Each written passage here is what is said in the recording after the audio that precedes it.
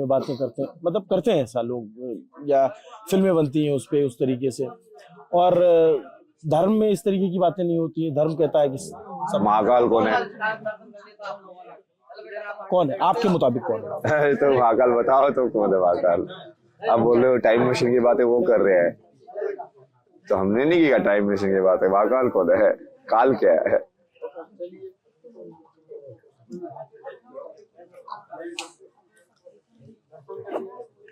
वो तो थियोरेटिकली बातें कर रहे हैं ना, हम तो उसका एक्सपीरियंस करते हैं। टाइम ट्रेवल कैसे होता है? संभव है, सब संभव है दुनिया में। मैंने को बोला ना, दुनिया में जितनी चीजें हैं सब पॉसिबल है। आपको पता, आपकी तुलना कई लोग ओशो से कर रहे हैं, आपको ये पता चला ये बात? उसके बाद मैंने पहले ही फेल कर दिया था। कैसे? धर्म नहीं है उसके पास, आध्यात्म तो है। आध्यात्म नहीं है, सिर्फ ज्ञान है उसके पास। तो इतने फॉलोअर तो उनके हैं, तो खराब लीडर के भी बन सकते हैं फॉलोअर्स। ये आपने कैसे एक्सेप्ट किया कि नहीं बन सकते?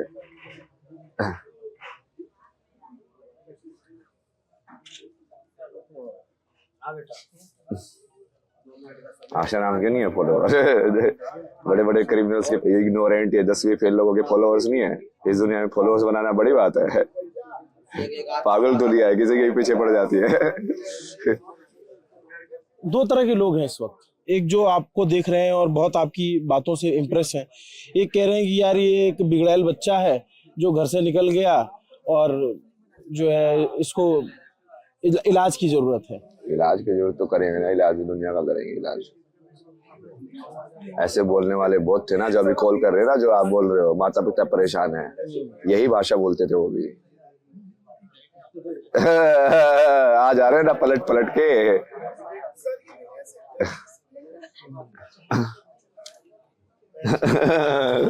काल काल जब चलता है ना,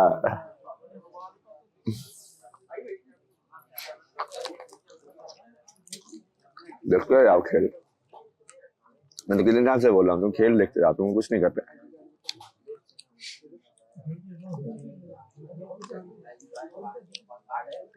जो कितना अच्छा भगवान है।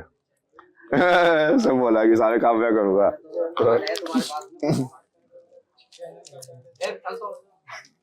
कार्ड है तुम्हारे पास? है? कार्ड है? महाराज जी, आपकी बहुत सारी बातें जो है ना, लोगों को लगेगा कि ये क्या है, जो समझ सकते हैं वो समझ पा रहे होंगे। लेकिन जैसे आपका जो रास्ता है, अगर आपको प्रभावित होकर बहुत सारे युवा आपके रास्ते पे निकलते हैं तो उसमें बहुत सारी कठिनाइयां हैं। कठिनाई तो कठिनाई है, सारी कठिनाइयां है। कठिनाई के बावजूद तो दस्ते पे चलो, वही तो राजा हरिश्चंद्र की कहानी है यार, वही तो धर्म की कहानी होती है, वही तो राम की कहानी है। तो कुंभ में नहाने से लोगों को कुंभ में नहाने से लोगों के पाप धुलेंगे क्या? जो सोचता है तभी धुलते हैं ना। कितना विश्वास है तुम्हारा? जाओ तुम जाओ, जाओ ऊपर जाओ, बैठ जाओ, जाओ। नहीं, जैसे ये धारणा मतलब है, मान्यता है कि जो कुंभ में नहाएगा उसके पाप धुलते हैं। एक मान्यता जैसे हमारे यहाँ लोग कहते हैं कि जो अनजाने में हुए पाप है वो धुलते हैं, जो जानबूझ के किए गए पाप वो नहीं धुलते। कर्म को तो इरेज किया ही नहीं जा सकता।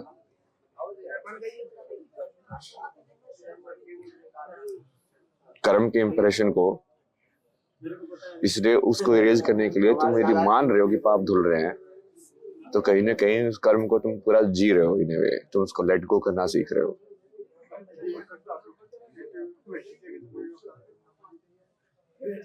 भूत को छोड़ रहे हो तुम। और भविष्य का क्या? भविष्य के बारे में भी तो लोग सोचते रहते हैं। मशान को याद कर लो, दूसरे से भूत लगाया मैंने। भविष्य है ही नहीं।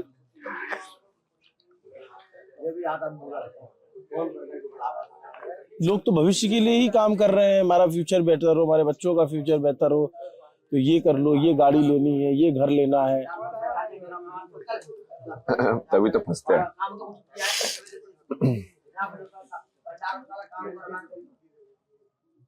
क्या चाहते हो आप, सब छोड़ छाड़ के सब मलंग हो जाएं?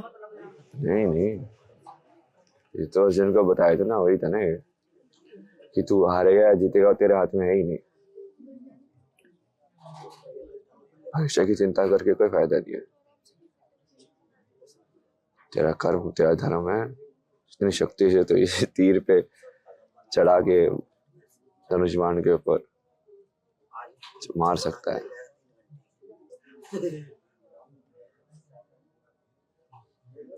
बस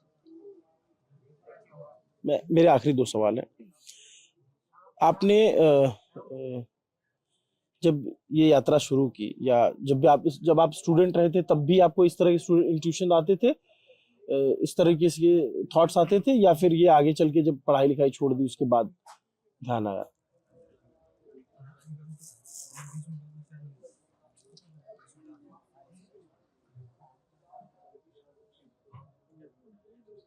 सब कनेक्टेड है ना वो।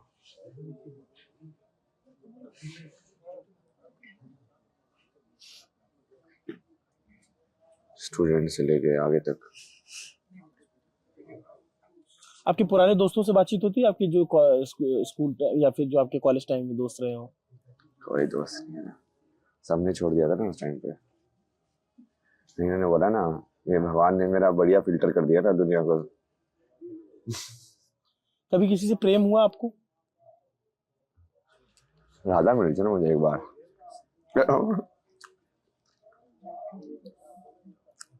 कहाँ पे? तपोवन।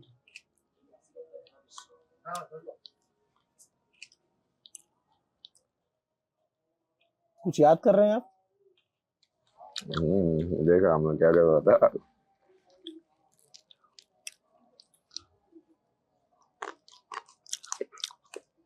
मेरा एक ओपन बुक है ना, पब्लिकली है ना मेरा।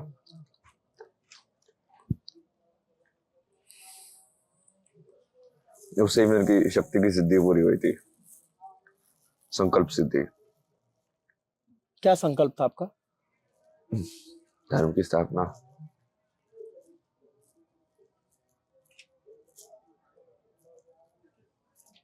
मेरे से ये सदगुरु वाले पूछ रहे थे कि मैं उनको बना देना पद यात्रा कर रहा हूँ, बोले सेव सोल के लिए कर रहे हो? सेव सोल कर छोटी चीज है यार, जब धर्म की स्थापना कर देंगे तो सोल अपने आप ही बच जाएगी ना। मतलब तो ऐसे तो आपको फिर कोई गुरु और कोई बाबा आपको पसंद ही नहीं करेंगे, या आप तो सबको खारिज कर देते हो? नहीं नहीं, मैं तो मानता ना सदगुरु बहुत बढ़िया है, गुरु जी है। कितने सारे बाबा ने ये सब बच्चे ऐसे होता थे, मेरे को माला क्यों देते बाबा, मेरे को खुद ही बोल रहे थे चिंतान बाबा करके रहा उनका। मुझे कहे इतिहास लिखा जा रहा है ये, क्योंकि उनको तो समझ में आया ना, जिनको दिखता है उनको दिखता है कौन है सामने बैठा हुआ। तो मेरे को समझाते थे सारा, देख ऐसे ऐसे चलता रहे, ऐसे ऐसे होगा, ऐसे ऐसे कर रहा है हमको आगे जाके। वो जो अघोरी बाबा थे, अघोरी साधना में तो लोग बताते हैं कि रात में शमशान में बैठना होता है, मतलब हमने सुना है, हमको पता नहीं है उसके बारे में। मैं तो बैठा था शमशान में बैठा रहता है मैं तो। तो उसमें उस साधना में कुछ लोग कहते हैं कि मांस भी खाते हैं। हड्डी भी खाई है मैंने। खाई है?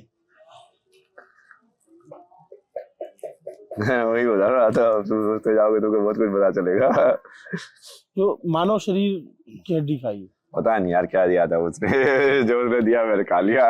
भगवान का प्रसाद है भाई, सब भगवान है, सब बात है। कितने दिन की थी आपकी अघोर साधना? मेरे साथ ऐसे नहीं होता ना, हाँ। मेरे साथ लाइव होती वो चीज। जैसे मैं गया वहां पे बैठा ना, वो नागा थे, वो साउथ के थे, वो नागा थे कि नाग थे पता नहीं, जो भी है वो भी तो आइडेंटिफिकेशन में फंसा था वहां था। जो भी था उसने ऐसे बिठाए ना वहां पे बैठे, जैसे उनका 3-4 लोग थे, गुरु जी 2-3 चेले थे। फिर सारे दिन एकदम उसको दारू पिलाता रहा, ये ले माँ काली का प्रसाद, ये ले माँ काली का प्रसाद, एक और डालो माँ काली का प्रसाद, फिल्म बनाओ। उस दिन बहुत सारे लोगों से बात की मैंने, उस दिन फॉर्म में रहा है, पहला ये आओ टक टक जाओ, आओ टक टक जाओ। जो टाई बनाता रहा सारे दिन बैठ बैठ के। ये मसाज पिलाता रहा क्या जटा धरा है जटा धरा है, जैसे चलता रहा। फिर रात को बोला पूरा ऐसे अघोर का मंत्र भी दिया उसने मेरे को। तो ऐसे कपड़े उतार दो, ये ले डोमोट वैसे बांधा उसने, वो लगाई भूती। उसके बीच में मुझे कुछ खाने के लिए बोला था, तो मैंने तो उस टाइम पे तो वैसे ही खा लिया था बिना सोचे समझे। फिर जो उसने दूसरे को दिया, मैंने देखा ये क्या दे रहा है, वो तो हड्डी दे रहा है। तो चलो कोई नहीं, अब तो चबा के खा गया अब तो उसको।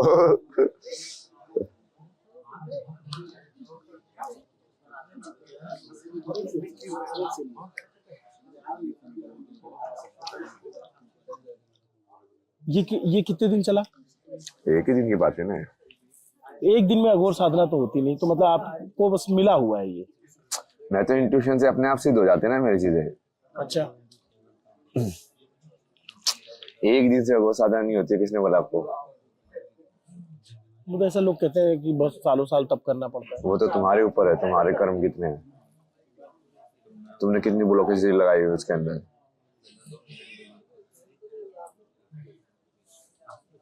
अघोर साधना मतलब बेसिकली तुम उन तत्वों के लिए अपनी बायस को हटा रहे हो।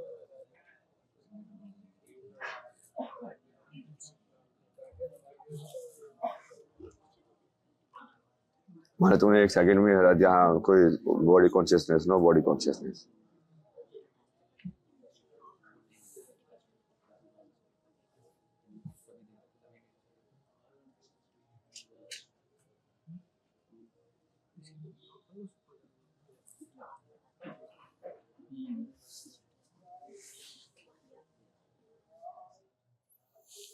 बाहर के लोग आपको देख रहे होंगे, विदेश वाले, तो वो सोच रहे होंगे यार ये आदमी हमारे पास होना चाहिए था, IIT वाईटी किया था, नासा वसा ले आते इसको, हैं?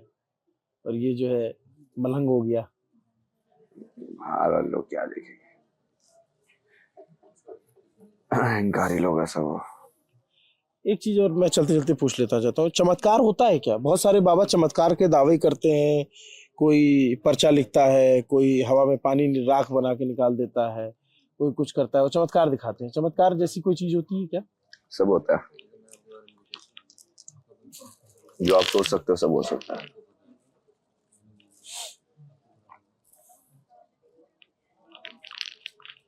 आपके जीवन में चमत्कार हुए? मेरा तो जीवन ही चमत्कार है, देखते जाओ।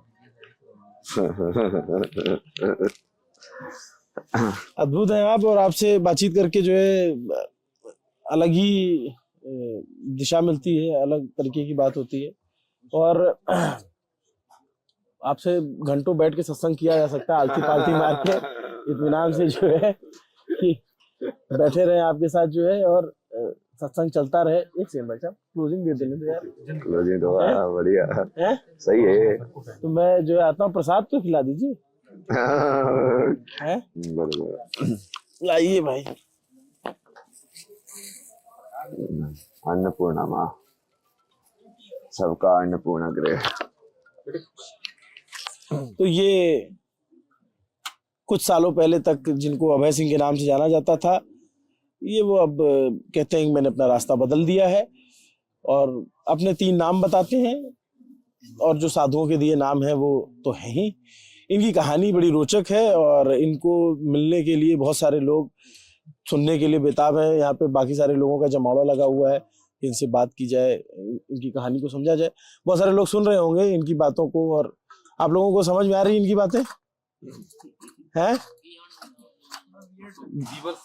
बियॉन्ड इमेजिनेशन है, तो ये सबको समझ में नहीं आ रही, धीरे धीरे आएगी। नहीं होता, मुझे पता ही है यार, कितने टाइम से बोल रहा मैं। जैसे इनमें भी, जैसे जिन बाबा ने ये दिया ना, तो शुरू में उनको लगा कि मैं अहंकार है, ठीक है, पर जैसे उन्होंने देखा यार ये था तो सही में इसको फर्क नहीं पड़ता है, तो सही में सब कुछ त्याग दिया अपना। फिर वो बोला कि यार उसे मैं गलत समझा ना तेरे को। एक आखिरी सवाल मेरे दिमाग में चलते चलते आ गया, जो ये आप लोग की साधना होती है या जो भी यात्रा है, इसमें व्यसन की क्या जगह है? व्यसन कुछ नहीं है ना, वही तो बोल रहा हूँ। आप उस चीज को पॉजिटिव नेगेटिव देखो, उसको सिर्फ तत्व की तरह देखो। जैसे ये अमरूद है, ये पत्थर है, इसको खाऊंगा तो क्या होगा, इसको खाऊंगा तो क्या होगा। इसको खाऊंगा तो मैं बीमार नहीं पड़ूंगा, लेकिन व्यसन करूंगा, मैं गांजा पीऊंगा, सिगरेट पीऊंगा तो बीमार होगा। हाँ तो वो बीमार होना मतलब वो कि कुछ इम्बैलेंस हो रहा है ना अंदर, या तो तत्व का इम्बैलेंस हो रहा है, या वात पित्त जो आयुर्वेद के हिसाब से उसका इम्बैलेंस हो रहा है, वो इसके अंदर कम करता होगा, वो ज्यादा करता होगा। तो फाइनली आपको अपने बॉडी का बैलेंस बना के रखना है बस। लेकिन नहीं करना चाहिए, डॉक्टर ऐसा कहते हैं। यार डॉक्टर तो छोड़ो यार। डॉक्टर एक्सटर्नली देख रहा है, जब मैं इंटरनली अपनी बॉडी की लाइफ सिचुएशन को देख पा रहा हूँ कि अब मेरी बॉडी को ये चीज चाहिए बैलेंस बनाने के लिए, मैं लाइव उसको बैलेंस कर रहा हूँ।